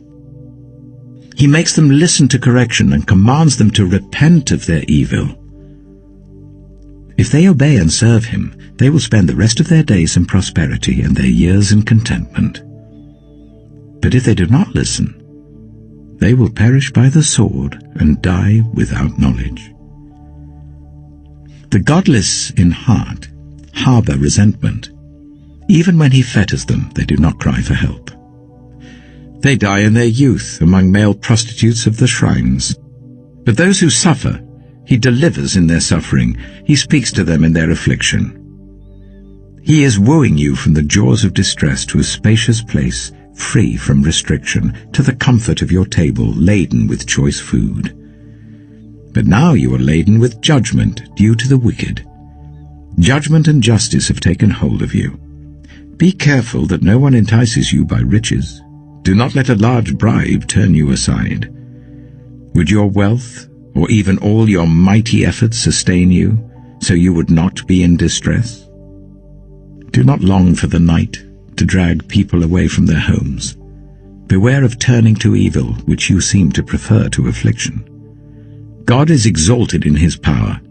Who is a teacher like him? Who has prescribed his ways for him, or said to him, "You have done wrong"? Remember to extol his work, which people have praised in song. All humanity has seen it. Mortals gaze on it from afar. How great is God! Beyond our understanding. The number of his years is past finding out.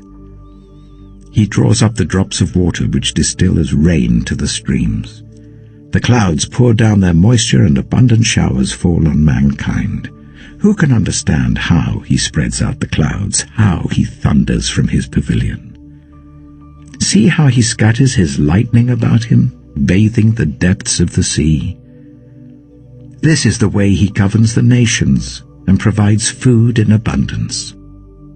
He fills his hands with lightning and commands it to strike its mark.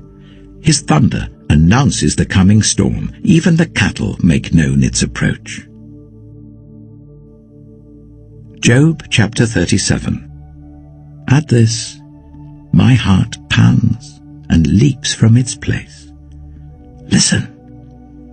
Listen to the roar of his voice, to the rumbling that comes from his mouth. He unleashes his lightning beneath the whole heaven and sends it to the ends of the earth. After that comes the sound of his roar. He thunders with his majestic voice. When his voice resounds, he holds nothing back. God's voice thunders in marvelous ways. He does great things beyond our understanding. He says to the snow, "Fall on the earth," and to the rain shower, "Be a mighty downpour," so that everyone he has made may know his work. He stops all people from their labor. The animals take cover, they remain in their dens. The tempest comes out from its chamber, the cold from the driving winds. The breath of God produces ice, and the broad waters become frozen. He loads the clouds with moisture. He scatters his lightning through them. At his direction, they swirl around over the face of the whole earth to do whatever he commands them. He brings the clouds to punish people, or to water his earth and show his love. Listen to this, Job. Stop and consider God's wonders. Do you know how God controls the clouds and makes his lightning flash? Do you know how the clouds hang poised, those wonders of him who is perfect in knowledge? You who swelter in your clothes when the land lies hushed under the south wind, can you join him in spreading out the skies, hard as a mirror of cast bronze? Tell us what we should say to him. We cannot draw up our case because of our darkness. Should he be told that I want to speak?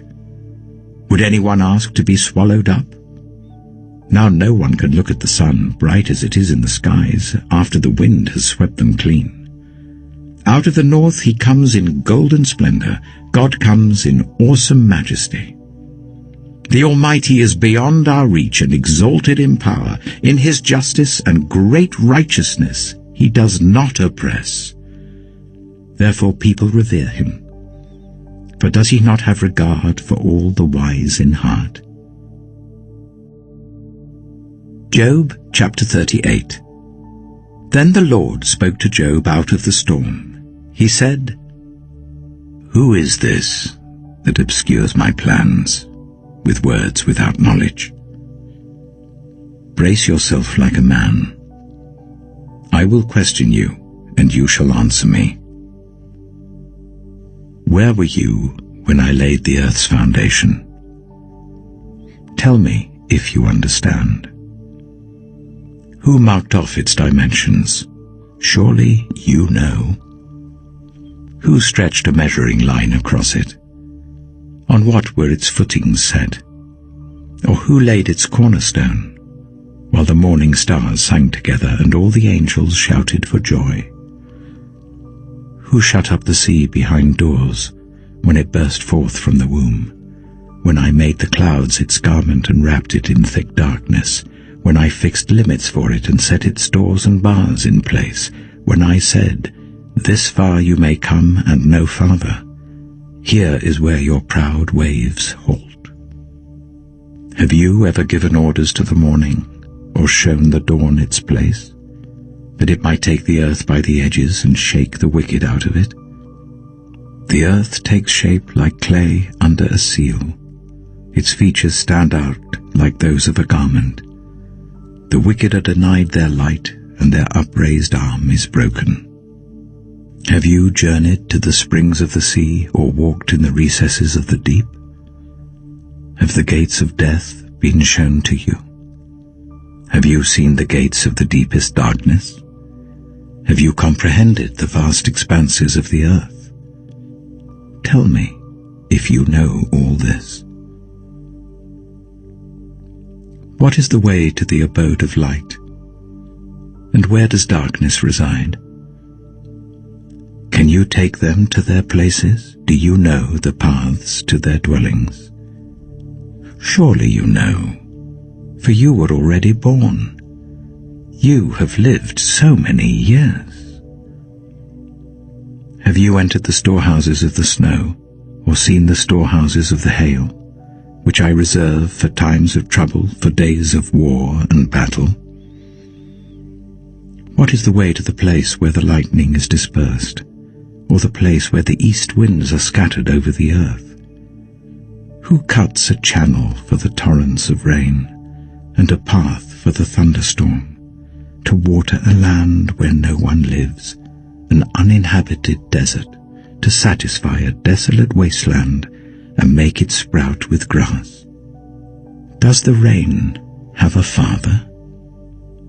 Who fathers the drops of dew? From whose womb comes the ice? Who gives birth to the frost from the heavens, when the waters become hard as stone, when the surface of the deep is frozen? Can you bind the chains of the Pleiades? Can you loosen Orion's belt? Can you bring forth the constellations in their seasons, or lead out the bear with its cubs? Do you know the laws of the heavens? Can you set up God's dominion over the earth? Can you raise your voice to the clouds and cover yourself with a flood of water? Do you send the lightning bolts on their way? Do they report to you, Here we are? Who gives the ibis wisdom, or gives the cockerel understanding? Who has the wisdom to count the clouds, who can tip over the water jars of the heavens when the dust becomes hard and the clods of earth stick together? Do you hunt the prey for the lioness and satisfy the hunger of the lions when they crouch in their dens or lie in wait in a thicket? Who provides food for the raven when its young cry out to God and wander about for lack of food? Job chapter 39. Do you know when the mountain goats give birth? Do you watch when the doe bears her fawn? Do you count the months till they bear? Do you know the time they give birth? They crouch down and bring forth their young. Their labor pains are ended. Their young thrive and grow strong in the wilds. They leave and do not return. Who let the wild donkey go free? Who untied its ropes? I gave it the wasteland as its home, the salt flats as its habitat. It laughs at the commotion in the town. It does not hear a driver's shout. It ranges the hills for its pasture and searches for any green thing. Will the wild ox consent to serve you? Will it stay by your manger at night? Can you hold it to the furrow with a harness? Will it till the valleys behind you? Will you rely on it for its great strength? Will you leave your heavy work to it? Can you trust it to haul in your grain and bring it to your threshing floor? The wings of the ostrich flap joyfully, though they cannot compare with the wings and feathers of the stork. She lays her eggs on the ground and lets them warm in the sand, unmindful that a foot may crush them, that some wild animal may trample them. She treats her young harshly, as if they were not hers. She cares not that her labor was in vain, for God did not endow her with wisdom, or give her a share of good sense. Yet when she spreads her feathers to run, she laughs at horse and rider. Do you give the horse its strength, or clothe its neck with a flowing mane? Do you make it leap like a locust, striking terror with its proud snorting? It paws fiercely, rejoicing in its strength, and charges into the fray. It laughs at fear, afraid of nothing. It does not shy away from the sword. The quiver rattles against its side, along with the flashing spear and lance. In frenzied excitement, it eats up the ground. It cannot stand still when the trumpet sounds. At the blast of the trumpet it snorts. Aha! It catches the scent of battle from afar, the shout of commanders and the battle cry. Does the hawk take flight by your wisdom and spread its wings towards the south? Does the eagle soar at your command and build its nest on high? It dwells on a cliff and stays there at night. A rocky crag is its stronghold. From there it looks for food. Its eyes detect it from afar. Its young ones feast on blood, and where the slain are, there it is. Job chapter 40. The Lord said to Job, Will the one who contends with the Almighty correct him? Let him who accuses God answer him. Then Job answered the Lord, I am unworthy. How can I reply to you? I put my hand over my mouth. I spoke once, but I have no answer. Twice, but I will say no more. Then the Lord spoke to Job out of the storm. Brace yourself like a man. I will question you, and you shall answer me. Would you discredit my justice? Would you condemn me to justify yourself? Do you have an arm like God's, and can your voice thunder like his? Then adorn yourself with glory and splendor, and clothe yourself in honor and majesty. Unleash the fury of your wrath. Look at all who are proud and bring them low. Look at all who are proud and humble them. Crush the wicked where they stand. Bury them all in the dust together. Shroud their faces in the grave. Then I myself will admit to you that your own right hand can save you. Look at Behemoth, which I made along with you, and which feeds on grass like an ox. What strength it has in its loins, what power in the muscles of its belly. Its tail sways like a cedar, the sinews of its thighs are close knit. Its bones are tubes of bronze, its limbs like rods of iron. It ranks first among the works of God, yet its maker can approach it with his sword. The hills bring it their produce, and all the wild animals play nearby. Under the lotus plant it lies, hidden among the reeds in the marsh. The lotuses conceal it in their shadow, the poplars by the stream surround it. A raging river does not alarm it. It is secure, though the Jordan should surge against its mouth. Can anyone capture it by the eyes, or trap it and pierce its nose? Job chapter 41. Can you pull in Leviathan with a fishhook, or tie down its tongue with a rope? Can you put a cord through its nose, or pierce its jaw with a hook? Will it keep begging you for mercy? Will it speak to you with gentle words? Will it make an agreement with you for you to take it as your slave for life? Can you make a pet of it like a bird, or put it on a leash for the young women in your house? Will traders barter for it? Will they divide it up among the merchants? Can you fill its hide with harpoons, or its head with fishing spears? If you lay a hand on it, you will remember the struggle and never do it again. Any hope of subduing it is false. The mere sight of it is overpowering. No one is fierce enough to rouse it. Who then is able to stand against me? Who has a claim against me that I must pay? Everything under heaven belongs to me. I will not fail to speak of Leviathan's limbs, its strength and its graceful form. Who can strip off its outer coat? Who can penetrate its double coat of armor? Who dares open the doors of its mouth, ringed about with its fearsome teeth? Its back has rows of shields tightly sealed together. Each is so close to the next that no air can pass between. They are joined fast to one another. They cling together and cannot be parted.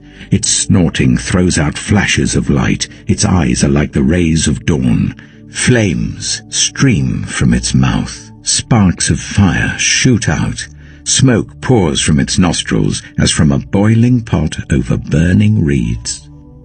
Its breath sets coals ablaze, and flames dart from its mouth. Strength resides in its neck, dismay goes before it. The folds of its flesh are tightly joined. They are firm and immovable. Its chest is hard as rock, hard as a lower millstone. When it rises up, the mighty are terrified. They retreat before its thrashing. The sword that reaches it has no effect, nor does the spear or the dart or the javelin. Iron it treats like straw, and bronze like rotten wood.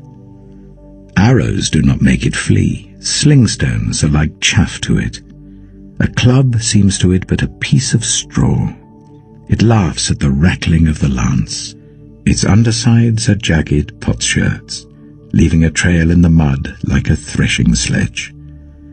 It makes the depths churn like a boiling cauldron, and stirs up the sea like a pot of ointment. It leaves a glistening wake behind it. One would think the deep had white hair.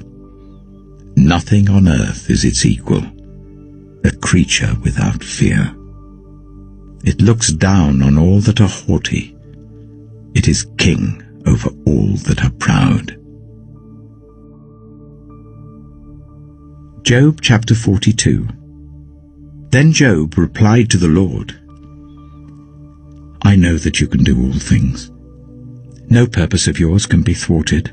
You asked, who is this that obscures my plans without knowledge? Surely I spoke of things I did not understand, things too wonderful for me to know. You said, listen now, and I will speak. I will question you, and you shall answer me. My ears had heard of you, but now my eyes have seen you. Therefore I despise myself and repent in dust and ashes. After the Lord had said these things to Job, he said to Eliphaz the Temanite, I am angry with you and your 2 friends, because you have not spoken the truth about me as my servant Job has. So now take 7 bulls and 7 rams, and go to my servant Job and sacrifice a burnt offering for yourselves.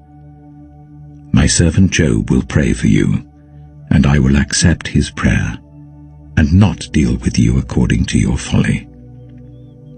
You have not spoken the truth about me, as my servant Job has. So Eliphaz the Temanite, Bildad the Shuhite, and Zophar the Naamathite did what the Lord told them, and the Lord accepted Job's prayer. After Job had prayed for his friends, the Lord restored his fortunes and gave him twice as much as he had before. All his brothers and sisters, and everyone who had known him before, came and ate with him in his house. They comforted and consoled him over all the trouble the Lord had brought on him, and each one gave him a piece of silver and a gold ring. The Lord blessed the latter part of Job's life more than the former part. He had 14,000 sheep, 6,000 camels, 1,000 yoke of oxen, and 1,000 donkeys. And he also had 7 sons and 3 daughters. The first daughter he named Jemimah, the second Keziah, and the third Karen-Happuch. Nowhere in all the land were there found women as beautiful as Job's daughters, and their father granted them an inheritance along with their brothers. After this, Job lived 140 years. He saw his children and their children to the 4th generation. And so Job died, an old man and full of years.